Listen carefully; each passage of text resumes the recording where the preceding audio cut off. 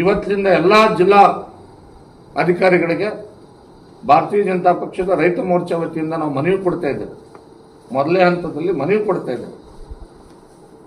ಏನೇನು ಹಾನಿಗಳಾಗಿದೆ ಆಯಾ ಜಿಲ್ಲೆಯಲ್ಲಿ, ಈಗಾಗಲೇ ನಾನು ರಾಜ್ಯಾಧ್ಯಕ್ಷನಾಗಿ ನಮ್ಮೆಲ್ಲ ರೈತ ಮೋರ್ಚಾದ ಜಿಲ್ಲಾಧ್ಯಕ್ಷರುಗಳು, ರಾಜ್ಯ ಪದಾಧಿಕಾರಿಗಳು ಪ್ರತಿ ಜಿಲ್ಲೆಯಲ್ಲಿ ಪ್ರತಿ ಜಿಲ್ಲಾಧಿಕಾರಿಗಳಿಗೆ ಇನ್ನು ಮನವಿ ಪತ್ರವನ್ನು ಕೊಡ್ತಕ್ಕಂಥ ಕೆಲಸ ಇವತ್ತಿಂದ ಪ್ರಾರಂಭ ಮಾಡಿದ್ದೇವೆ.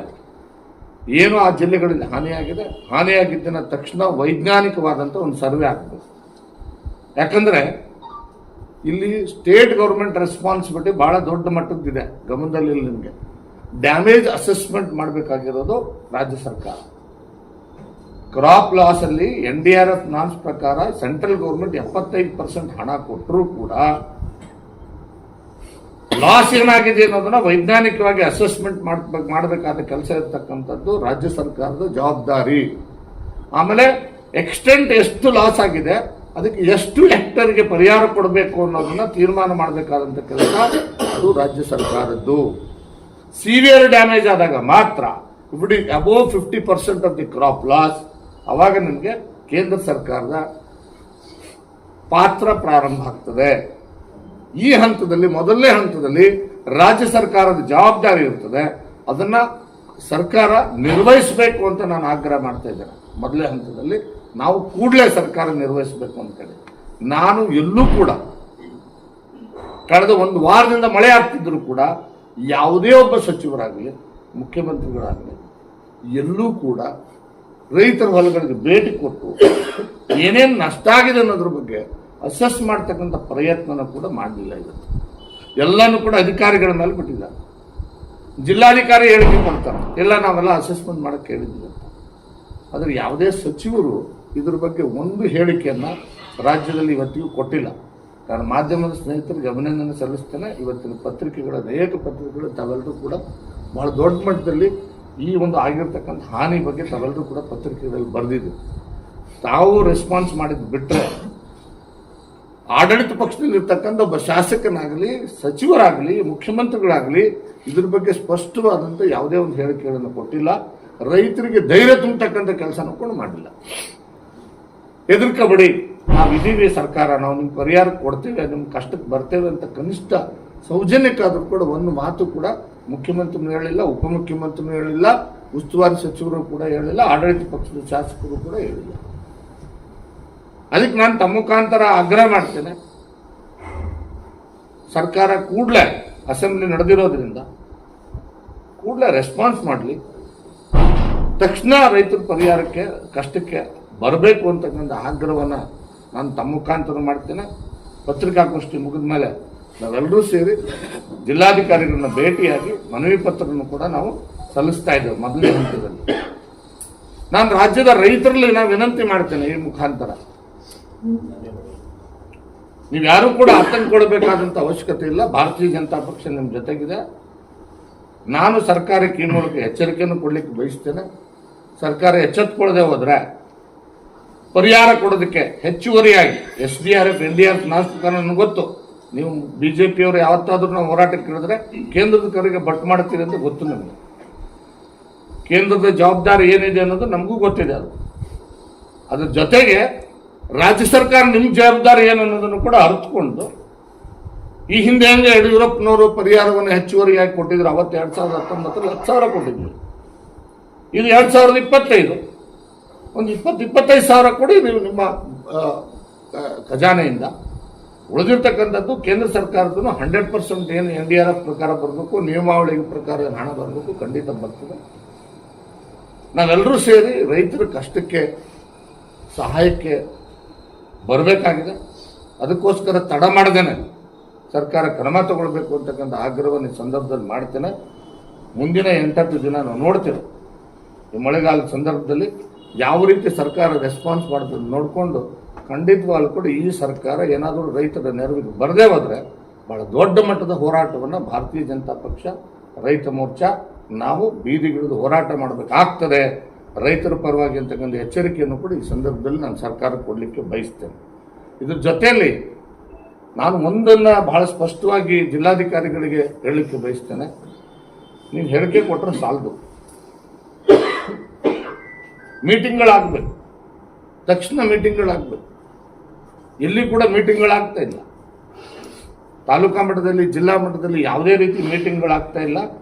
ಡಿಸಾಸ್ಟರ್ ಮ್ಯಾನೇಜ್ಮೆಂಟ್ಗೆ ತಕ್ಷಣ ಎಮರ್ಜೆನ್ಸಿ ಫೋರ್ಸ್ಗಳನ್ನ ನೀವು ಕಮಿಟಿಗಳನ್ನ ಮಾಡಬೇಕಾಗ್ತದೆ. ಈಗಾಗಲೇ ಮೇಲ್ಗಡೆ ಕೃಷ್ಣಾ ಮೇಲ್ಗಡೆ ಮಳೆ ಬರ್ತಾ ಇದೆ. ಇವತ್ತಾಗಲೇ 1,30,030 ಕ್ಯೂಸೆಕ್ಸ್ ನೀರು ಹರಿದೋಗ್ತಾ ಇದೆ ಆಲಿಮಟ್ಟಿಯಿಂದ. ಯಾವುದೇ ಸಂದರ್ಭದಲ್ಲಿ ಕೂಡ ಆಲಿಮಟ್ಟಿಯಿಂದ ಪ್ರಭಾವ ಉಂಟಾಗ್ಬೋದು.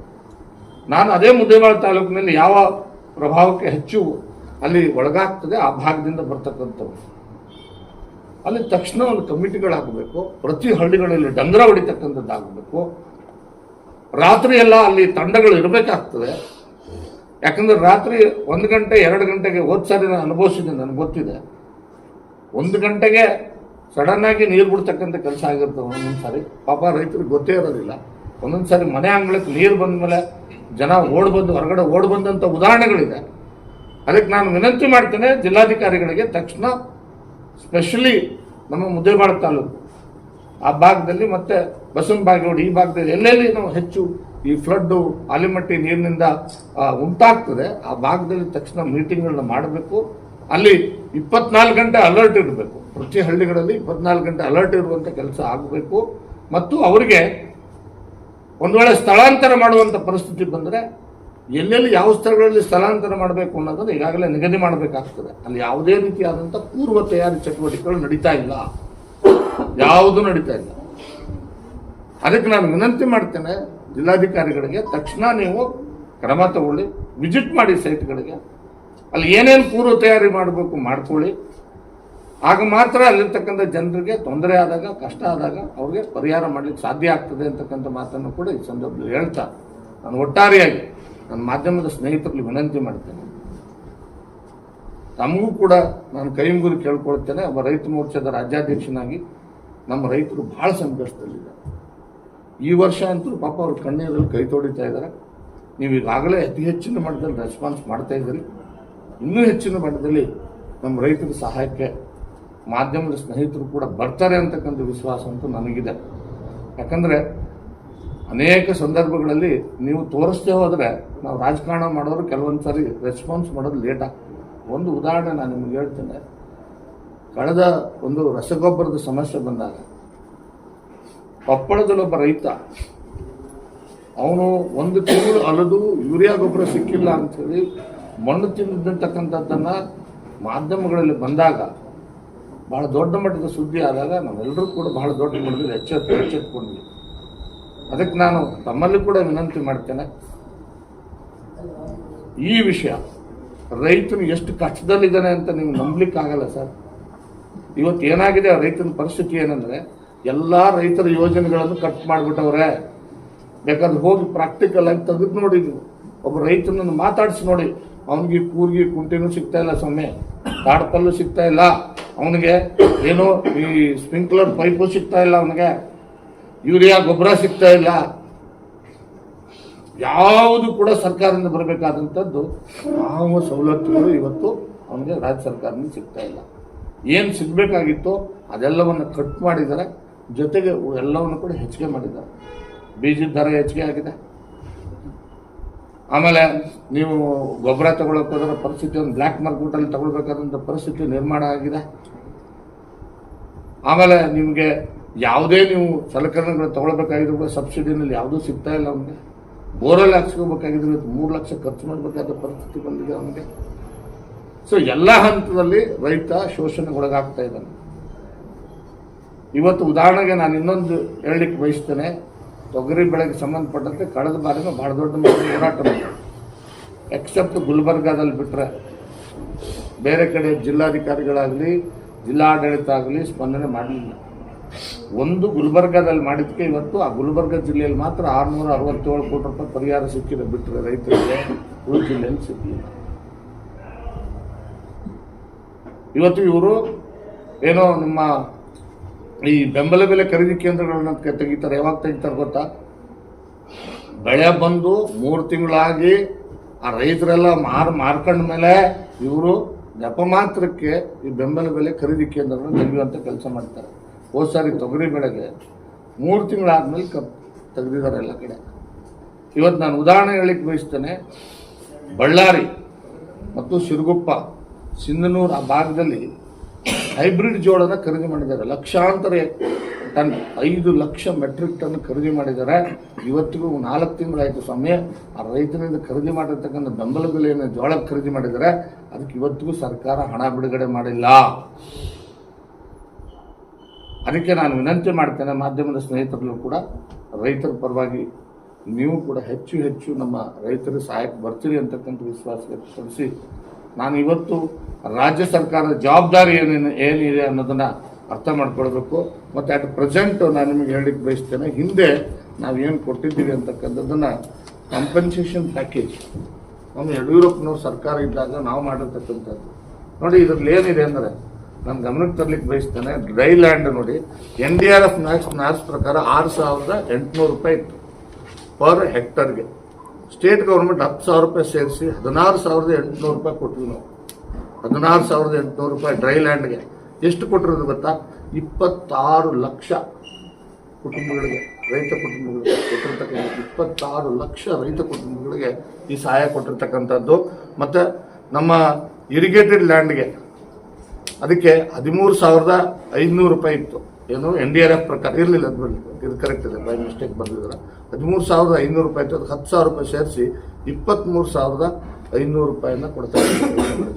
ಹಾರ್ಟಿಕಲ್ಚರ್, ತೋಟಗಾರಿಕೆ ಬೆಳೆಗಳಿಗೆ ಏನಿತ್ತು ಅಂದರೆ 18,000 ರೂಪಾಯಿ ಇತ್ತು NDRF ಮ್ಯಾಕ್ಸ್ ಪ್ರಕಾರ ಪ್ರತಿ ಹೆಕ್ಟರ್ಗೆ. ನಾವು ಅದಕ್ಕೆ 10,000 ರೂಪಾಯಿ ಸೇರಿಸಿ 28,000 ರೂಪಾಯಿ ಕೊಡ್ತೀವಿ. ಇದನ್ನು 2 ಹೆಕ್ಟರ್ಗೆ ಲಿಮಿಟ್ ಆಗಿ ಮಾಡ್ತಕ್ಕಂಥ ಕೆಲಸ ಮಾಡಿದ್ವಿ. ಮತ್ತು ಡ್ಯಾಮೇಜ್ಡ್ ಹೌಸಸ್ ಅಬೌವ್ 75% ಏನಿದೆ ಅದಕ್ಕೆ 5 ಲ್ಯಾಕ್ ರುಪೀಸು. ಅದ್ರ ಜೊತೆಗೆ ಬಿಲೋ 50% ಇರೋದಕ್ಕೆ 50,000 ರೂಪಾಯಿ. ಮತ್ತು ನೇಕಾರರು ಆ ಸಂದರ್ಭದಲ್ಲಿ ಏನು ತೊಂದರೆಗೊಳಗಾಗಿದ್ದಾರಲ್ಲ ನೇಕಾರರಿಗೆ, ಅವ್ರಿಗೆ 25,000 ರೂಪಾಯಿ ಕೊಟ್ಟಿದ್ದೀವಿ. ಆಮೇಲೆ ಅಂಗಡಿಗಳು ಏನೋ ಈ ಇದರಿಂದ ಮಳೆಯಿಂದ ಇನ್ನೊಂದರಿಂದ ನಷ್ಟ ಆಗ್ತಾರೆ ಅಂಗಡಿಗಳಿಗೆ, ಪರ್ ಪರ್ಸನ್ ಅರ್ಬನ್ ಟ್ರೇಡರ್ಸ್ ಅವ್ರಿಗೆ 25,000 ರೂಪಾಯಿ 2019 ಕೊಟ್ಟಿರೋದು ಸಮಯ. ನಾನು ಅದಕ್ಕೆ ವಿನಂತಿ ಮಾಡ್ತೇನೆ, ಮಾಧ್ಯಮದ ಸ್ನೇಹಿತರು ಇದನ್ನು ಗಮನಿಸಬೇಕು. ಈ ಸರ್ಕಾರಕ್ಕೆ ರೈತರ ಪರವಾಗಿ ನೀವು ಕೂಡ ಕೈ ಜೋಡಿಸ್ಬೇಕು ಅಂತ ಹೇಳಿ ನಾನು ವಿನಂತಿ ಮಾಡ್ತೇನೆ. ಇವತ್ತೇನಿದೆ, ಅವತ್ತು NDRF ನಾಮ್ಸ್ ಎಷ್ಟಿತ್ತು, ಇವತ್ತು NDRF ಪ್ರಕಾರ ರಿವೈಸ್ ಆಗಿದೆ ಪ್ರೈಸು. ಇವತ್ತೇನಾಗಿದೆ ಅಂತಂದರೆ 8,500 ರೂಪಾಯಿ ಇದೆ ಏನು ಪರ್ ಹೆಕ್ಟರ್ ಡ್ರೈ ಲ್ಯಾಂಡ್ಗೆ. 8,500 ರೂಪಾಯಿ ಇದೆ. ಅದು NDRF ಪ್ರಕಾರ ಅದು ಬಂದೇ ಬರುತ್ತೆ. ಅದೇನು ಅದು ಎಲ್ಲಿ ಹೋಗಲ್ಲ, ಪರಿಹಾರ ಖಂಡಿತವಾಗ್ಲೂ ಬರ್ತದೆ. ಅದು ಜೊತೆಗೆ ರೇನ್ಫೆಡ್ ಏರಿಯಾ, ಇರಿಗೇಷನ್ ಏರಿಯಾಕ್ಕೆ ಏನಿಲ್ಲ, ಇದು ಇವತ್ತು 17,000 ರೂಪಾಯಿ NDRF ಪ್ರಕಾರ. ಆಮೇಲೆ ಹಾರ್ಟಿಕಲ್ಚರ್ ಇದಕ್ಕೆ 22,500 ರೂಪಾಯಿ ಇದೆ. ನಾವು ಇದಕ್ಕೆ ಡಿಮ್ಯಾಂಡ್ ಮಾಡ್ತಾ ಇರೋದು ಏನಂದ್ರೆ, ಈ ಒಂದು NDRF ಮ್ಯಾಕ್ಸ್ ಪ್ರಕಾರ ಏನು ಹಣ ಇದೆ ಇದಕ್ಕೆ ರಾಜ್ಯ ಸರ್ಕಾರ 25,000 ರೂಪಾಯಿ ಸೇರಿಸಿ ರೈತರಿಗೆ ಪರಿಹಾರ ಕೊಡಬೇಕು. ಪರಿಹಾರ ಕೊಡೋವರೆಗೆ ನಾವು ಖಂಡಿತವಾಗಲೂ 7-8 ದಿವಸ ಸರ್ಕಾರಕ್ಕೆ ಸಮಯ ಕೊಡ್ತೇವೆ. ಇವರು ಸರ್ವೆ ಮಾಡಿ ಏನಾದರೂ ಇದಕ್ಕೆ ಹಣ ಕೊಡದೆ ಹೋದರೆ ರಾಜ್ಯಾದ್ಯಂತ ರೈತನ ಪರವಾಗಿ ಬೀದಿಗಿಳಿದು ಹೋರಾಟವನ್ನು ಮಾಡ್ತೇವೆ ಅಂತಕ್ಕಂಥ ಮಾತನ್ನು ಈ ಸಂದರ್ಭದಲ್ಲಿ ನಾನು ಹೇಳಲಿಕ್ಕೆ ಬಯಸ್ತೇನೆ ಅಂತಕ್ಕಂಥ ಮಾತನ್ನು ಹೇಳ್ತಾ, ಮಾಧ್ಯಮ ಗೋಷ್ಠಿಗೆ ಇಷ್ಟೊತ್ತು ತಾವೆಲ್ಲರೂ ಕೂಡ ಶಾಂತಿಯಿಂದ ನನಗೆ ಅವಕಾಶ ಮಾಡಿಕೊಟ್ಟು ತಮಗೆಲ್ಲರಿಗೂ